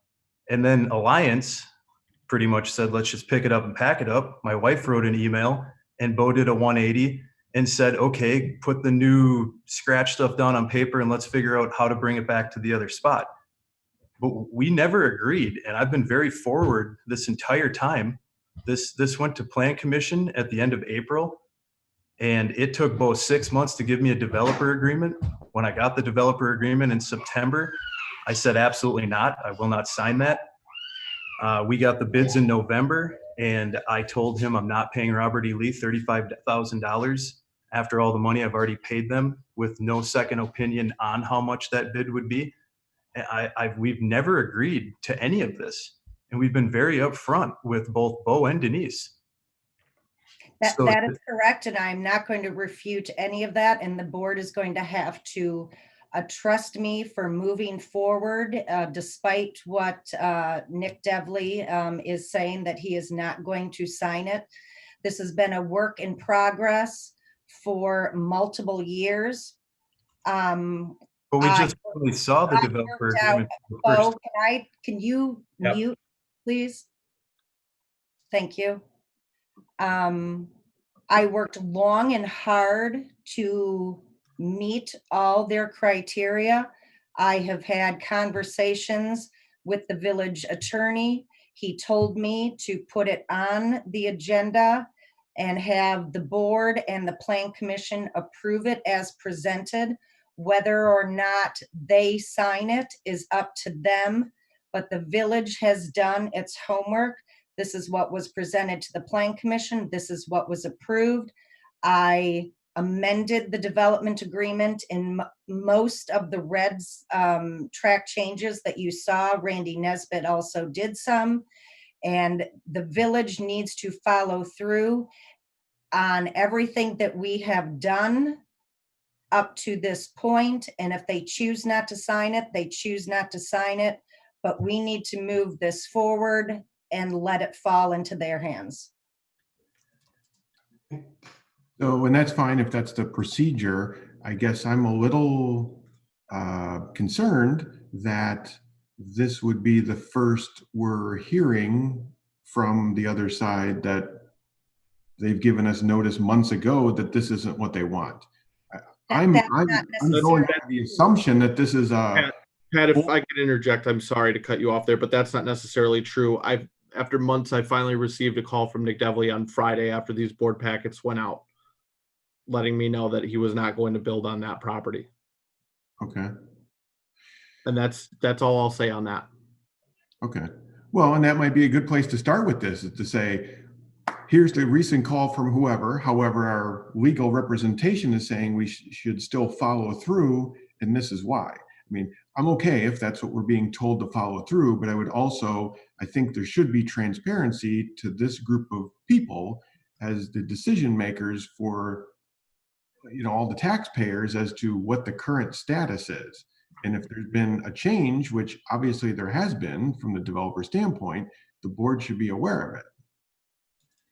There, I authorized, when I was working with Alliance and with Nick Devley on the development agreement and all their concerns, like I stated, I came up with new wording that was sent off to multiple different versions.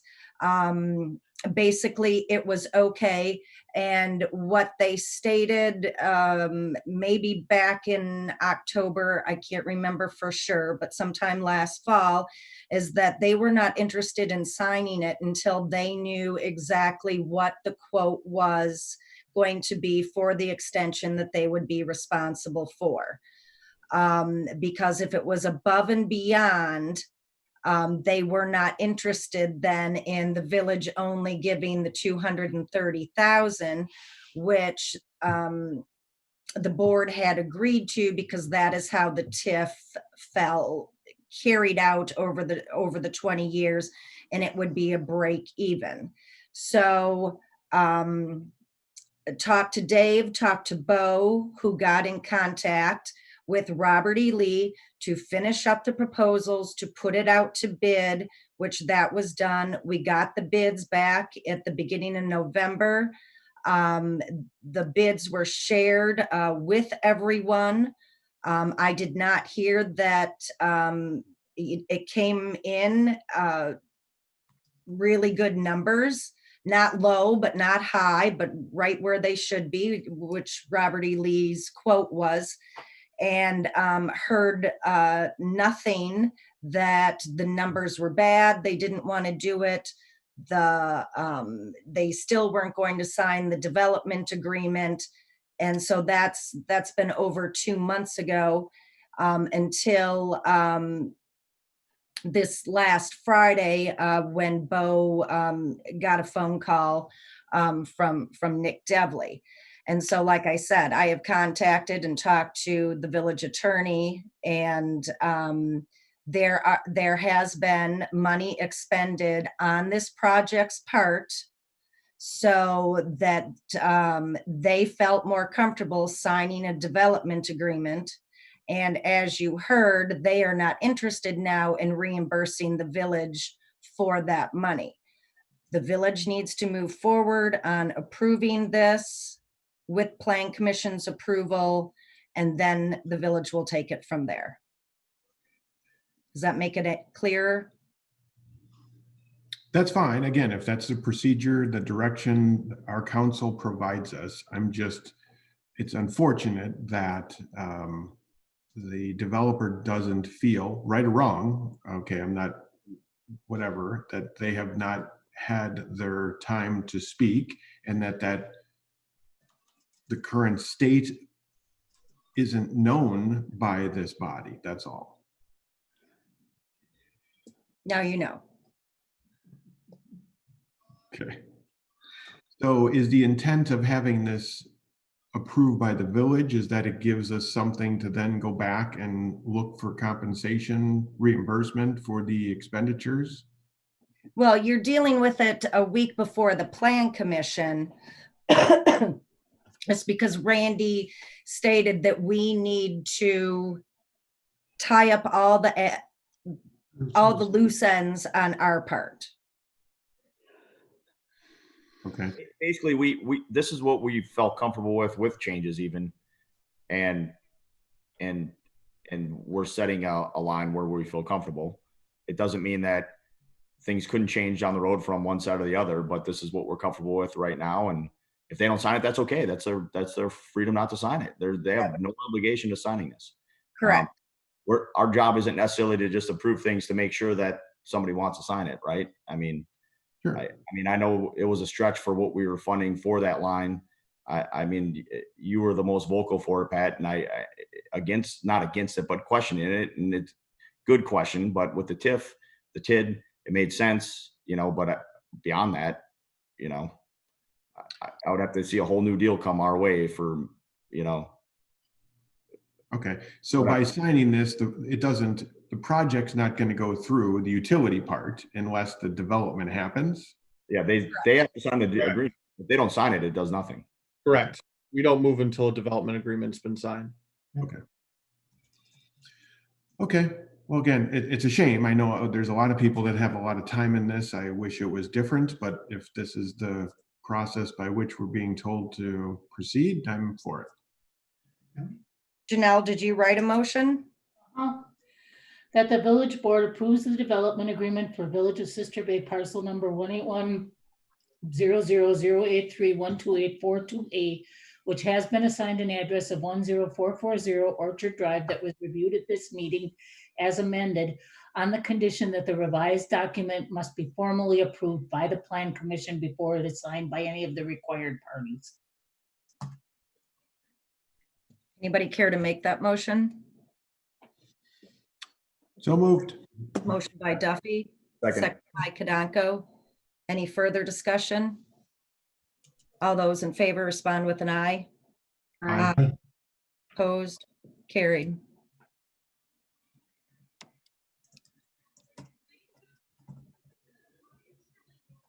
Next one's on page 132. Thank you. Yep.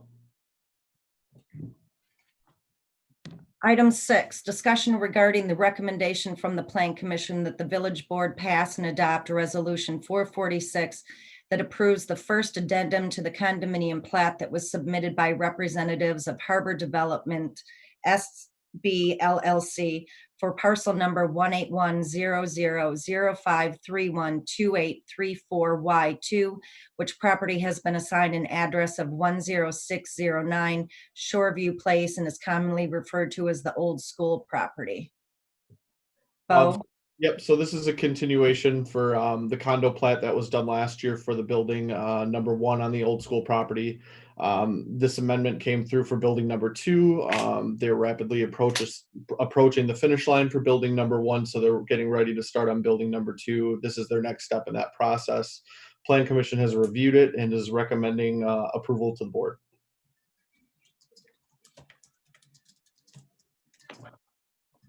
Is there a motion to approve as presented?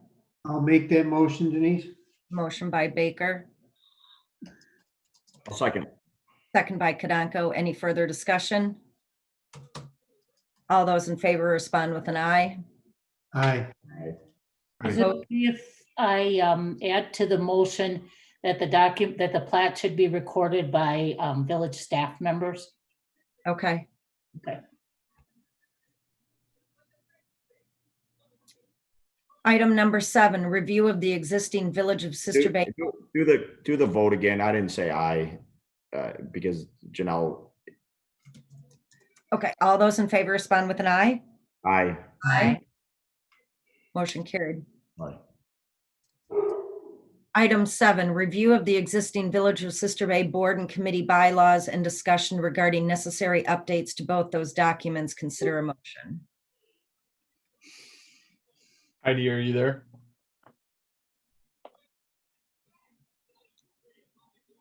I am here. Did everyone get the email I sent out this morning with the corrected documents? Yes. Yes. Did everybody look at them? Yes. Okay. Does anyone have any questions? It's just been a while since updates have been made to the bylaws, and this is a good time to do it with the addition of those ad hoc committees and the land acquisition committee. So when we looked at the whole document, there were just some changes that needed to be made. There was language in there about the tourism zone commission and the Pratt tax that hadn't been added. So this is what I have for a draft for you. I don't know if anyone has any further additions or corrections that need to be made. At one point, we had talked about at least one committee, if not two committees, that were going to be uncompensated committees, and noting that in the bylaws. The one was Pebble Beach. The other I would throw out there is the youth center. And the land acquisition committee is non-compensated. Okay, so maybe that should be noted in the bylaws. And it's in the description that's in the committee bylaws. So I would just have a question on the youth group. It seems like, for one reason or another, there's been gaps in that group. And I just wondered, is that because they're not compensated? Is there something we're not doing that we could be doing? And if that was the reason, I'd be for compensating them, because I think it is a good thing to have. I think the Slime Fest and other things that you can get, youth engaged in positive activities is a good idea. So if that's in any way a hindrance to continuing the youth group or having it flourish, I'd be for keeping it compensated or having it being compensated if that would help. I have no opinion one way or the other, so it's fine with me. Yeah, I don't either. Yeah, land acquisition is also not going to be compensated except for, the board member, obviously. I didn't volunteer to be the chair of that. How did that happen, Denise? Because you're the board member, Chad. Anyway, there is just Pebble Beach says, Friends of Pebble Beach says 4 residents. We agreed to 2 residents and 2 non-residents. That's the only little change that I noted. Okay. And I think in that's just in the chart, so to speak. I think there was an element where it was written where it said it correctly, but in that chart it says it incorrectly. Well, and part of this was clarifying the definition of what is a resident, what is a citizen. So a citizen can then be resident or non-resident of the village. Yeah, in the paragraph form, it says it. It says 2 citizens, 2 residents, but in the chart format, it just says 4 residents. So okay, I'll fix that.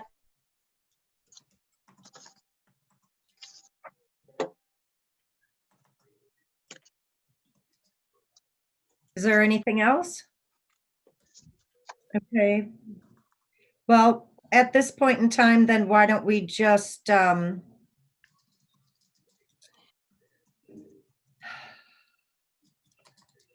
leave the youth center board compensated as the way it stands?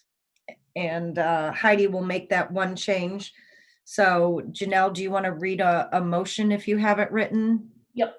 A motion was made by whoever that the village board approves the Village of Sister Bay board and committee bylaws that were reviewed at this meeting as presented but amended. I'll make that motion. Motion, Kadanko, second. I'll second. All those in favor respond with an aye. Aye. Aye. Opposed? Sorry, who made the motion? Denise. Denise. Okay.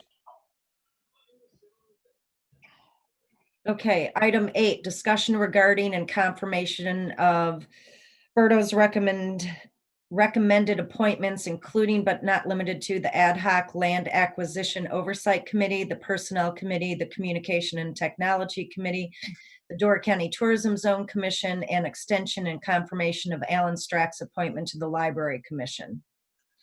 So I think we could probably just have one motion to approve as presented, unless anybody has any questions about any particular person.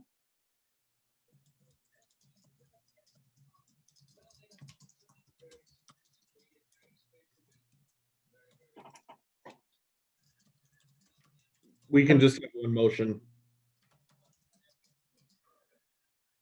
I'm not going to make a motion for my own recommendations. Yeah, I'm not going to make a motion recommending me to be the chair of that one, so somebody else can have to do it.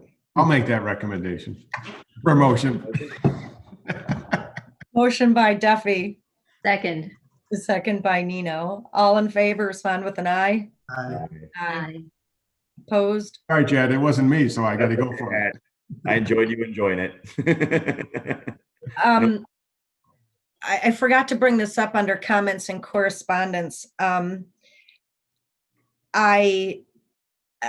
was flattered to accept your nomination last month to be pro tem president. And Vivian, you don't even have to listen to this part of the conversation, but I sent everybody some packets in the mail. I can't do my job unless you do your job. So if you can get those to me by the end of the week, I would be very happy. Okay, I just opened mine today, but I will work on that. Okay. I'll set a reminder right now. Thank you, Chad.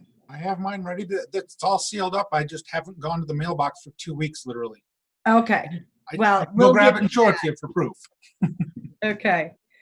All right. Facilities managers report. Does anybody have any questions about what Dan and his crew have been up to? Good. Utility operations report. Any questions there or anything additionally that you want to add, Bo? Seeing that we have not had a utilities meeting in forever. No, Yeah. I'd say the only update that I have is in my report. Okay. And I almost think on that note, we should have the next utility meeting, even if there really isn't much to talk about, just, we don't want anybody to question it. Hey, you guys haven't had a meeting in 6 months, 8 months, whatever it's been, is to say, we've had a meeting and people were present and any questions that might have come up. No, I agree. And it's also going to be a good time for our new employee to step in there and introduce himself to the committee. So that is part of the plan. Okay. And I don't know if we're done with that project. I mean, I drove through and you can see stuff going on, but if the idea of meeting at the plant or doing a walk around just to give us an update of what's been done or whatever, at some point, doesn't have to be right now, but yeah, I think that'd be a good idea. Hey, No. when do you do that? Like, throw that out to all of us, just because, I mean, I don't want to be on that committee ever, but what we talk about enough, it's important that I wouldn't mind having a little bit more understanding of what's going on out there. Same here. Absolutely. I would say wait off a little bit until it's ready for, Yeah. I guess, rise. But once it is ready, I can extend that invite to all trustees and all committee members. That would be great. Okay, item number 10, review of the financial statements and consideration of a motion to approve the bills. Is there a motion to approve the bills for $2,382,805.82? I'll make that motion. Motion by Baker, I'll second. second by Kadanko. All in, questions? I have nothing. All mine were answered yesterday. So I had one on, and I didn't make note of what page it's on, and I don't need an answer today, but I was just curious about this. On the marina dockhand bonuses, it was more than the budget, and I'm not arguing anything or whatever else. I was just curious who received it and if there was any background as to why it exceeded the budget, that's all. I have to do a reclassing entry. That's all that is. So the dock hand bonuses did not exceed budget. What got lumped into that line item was a little glitch in our payroll system. Was Amy's bonus went into the dock hand bonus. So that just needs to be reallocated. Okay. All right. Thank you. I haven't done all of my year-end cleanup stuff yet. So Okay. Is there a motion to approve the bills as presented? Yeah, we got a motion and a second, I thought. Yeah. there is Then you already. said any questions? Scott made the motion. I seconded. All those in favor? Aye. Aye. Aye. Opposed? Carried. Is there also a motion? Oh, wait, no, never mind. Never mind. Tasha, did you want to go through anything on the financials? Anything to point out, or did anybody have any questions other I than? don't think so. We went through the financials a little bit with the budget amendment last month. That, there was nothing really that was over budget in general.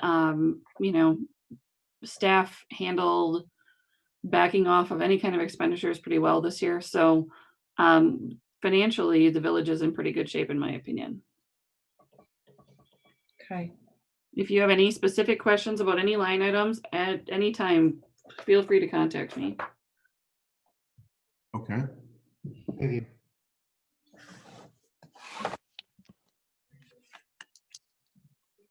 I'm just scrolling to find the next agenda item. There it Denise, is. while we're scrolling, I just wanted to go back and just mention something. I know in my report I have the Pebble Beach update. I did just check today and we're still on the consent agenda, so that's good news for the final approval for the grant.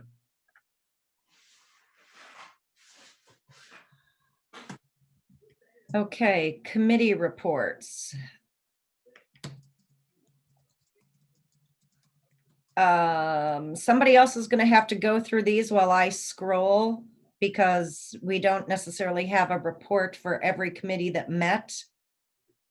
Okay, you want me to do that? Yes, please, Janelle. Okay, Administrative Committee has not met. Administration and Comp Oversight has not met. Communication and Technology, We had a couple meetings. I haven't circled back to you in a while on that, but I don't know if you guys have made any progress we've been talking about. I was going to reach out to you. I just didn't want to put too much on your plate right now. Yeah, probably, maybe we can figure something out for next week. Yeah. Yeah, we've been talking about a SCADA system. There's some issues with the SCADA system that can be worked around.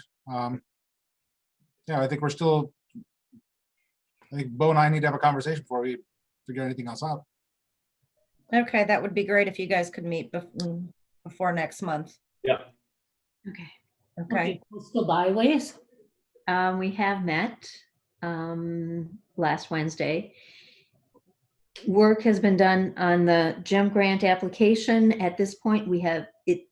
Okay, so what we were going to use the GEM grant for was promoting the All-American Road National Scenic Byway designation. We haven't heard yet whether or not we've received that. So we decided to kind of put a hold on the GEM grant application until we hear, if we hear. We've been waiting since, I believe, April. So that's where that stands. Thank you. okay, DC. I returned to work this Monday, so I did not attend. I can tell you, they've met, they've hired a new staff member. They're working on a few things for the project down in Sturgeon Bay. But other than that, not much else. No updates there. Okay, Finance has not met. Fire Commission, We have not met, fire okay, board or either one. okay, Historical Society, Met on the 7th. I don't think there are minutes in there. Pipka is a new board member on the Historical Society. Basically planning for the 2021 season. Nothing is happening at all with the Historical Center or the Shadow Project. The donations suddenly have slowed considerably. So that's all for that. okay, Library Commission, Minutes are in there. okay. Question? Oh, sorry, If anybody had any questions about the Library Commission. okay, Marina and Marina Fest, Marina did have a meeting. We have minutes in there. We've got the new Marina manager looking at things and bringing some. Yeah, but it's so far so good. Marina Fest has not met. okay, Parks, Properties and Streets,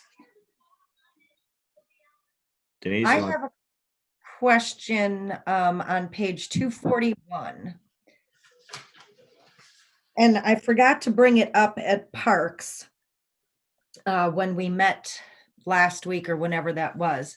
Line 38, where we had one of our part-time employees test positive for COVID, and it said a doctor has confirmed that there is no need for the previously mentioned individual to continue to quarantine, and therefore he will be returning to work soon.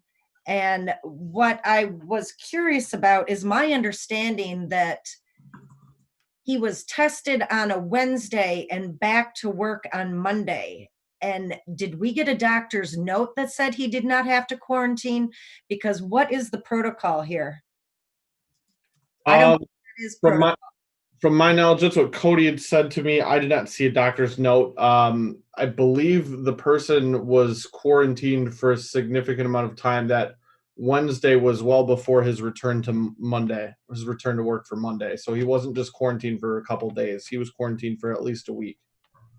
I can speak from experience here. After you test positive, the county health department calls you. They tell you that you need to be at least 10 days from the onset of first symptoms. For me, I had and it was actually longer than that for me because it does not count the day you have the symptoms. Day one is actually the day afterwards. I had my first symptoms on New Year's Day, and I was not cleared to quarantine until last Wednesday.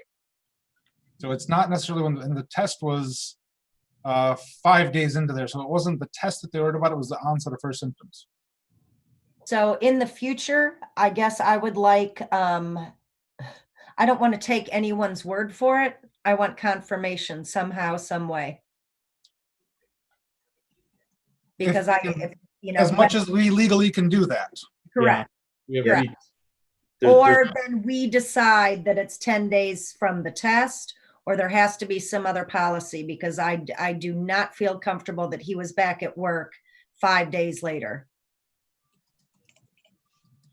I'm actually going to drop you, Bo, I'll send this email to you, what I got from the county health. Okay. It's very generic stuff. Can you send it to me also, Nate? Yes. Thank you.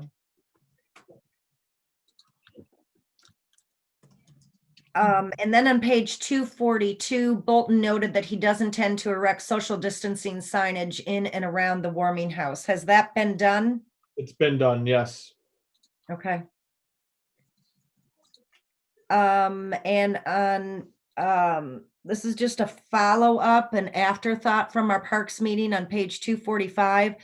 Item number 6, discussion regarding the plans for utilization and or renovation of the village hall, including the possibility of filling in the basement on that building. Dan Lundquist had contacted one person to get a price. We still don't have it, and I don't think one price is acceptable. I think other people should be called for that price, and that should, the other two people that I'm aware of in Northern Door is Peninsula Flatwork, who did the boathouse, and Steve Shumway, and see if either of them are interested in getting us a bid, because waiting for this is kind of ridiculous. So just so you know, would be a good option too. Pardon? Calisimos. It's John Fitzgerald's brother-in-law. He does concrete. Okay. And I'm familiar with them. How do you spell it? Colosimo, COLOS. I'll text it to Bo. Okay. Since the park meeting, Dan, just for your information though, Dan did get an estimate from Hawkers after the parks meeting, and it was $48,720. Okay, well. So we can reach out for other estimates. We can do that. Yep, please do that. Well, and I wonder, the guys that are doing the marina work, they were very affordable versus others. And they're going to be coming back up here in the spring. Excellent. Martel? We can ask them. Yep. I happen to have Calissimo's name up here. I'll put that in that email as well to you, Bo. Thank you. I can contact that marina crew, Pat. Excellent. Okay, Janelle, thank you. Okay. Then we have personnel. They haven't met. Plan commission. Minutes are in the packet. Does anybody have any questions?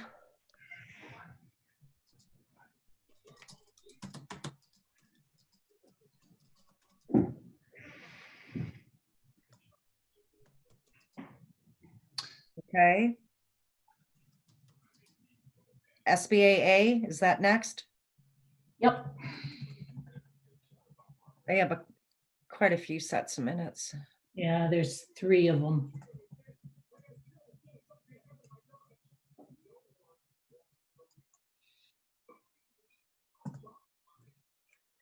Okay, no questions on that.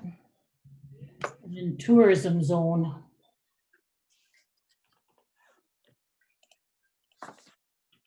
They have a December meeting.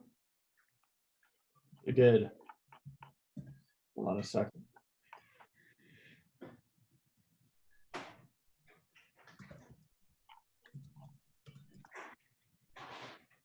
I have to find it in the packet. I think those minutes were included with the stuff from Dave Elliott's presentation, Oh, that's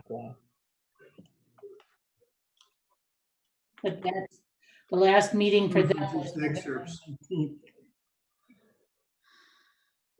What, Bo?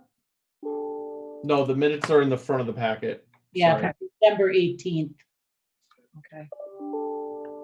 No questions on that? Okay.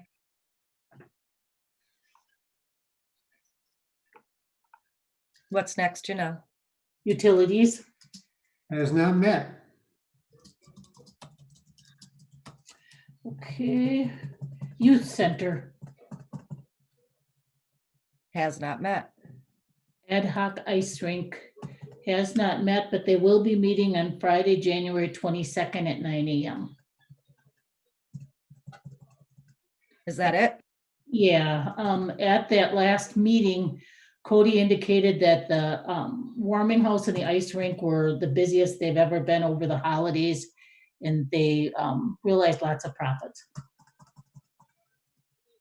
Okay. Is there a motion to accept the minutes as presented? You still got one more. Oh, Ad hoc emergency management. They Didn't haven't meet. had either. yep. I'll make a motion to accept as presented. Second. Motion by Berto, second by Bell. All in favor, respond with an aye. Aye. Opposed? Carried. Item 11, discussion regarding matters to be placed on a future agenda or referred to a committee official or employee. We had one thing for the invasive species for parks, right? Mhm.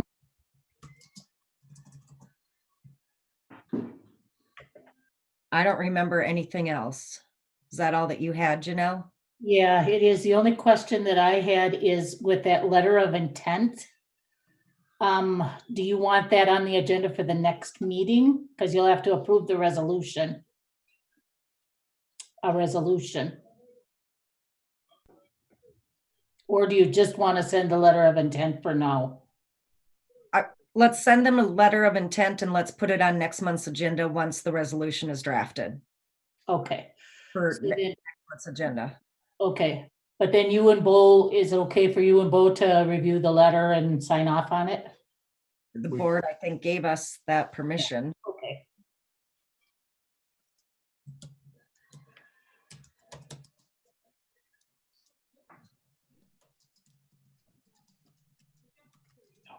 And if there's nothing else, is there a motion to adjourn?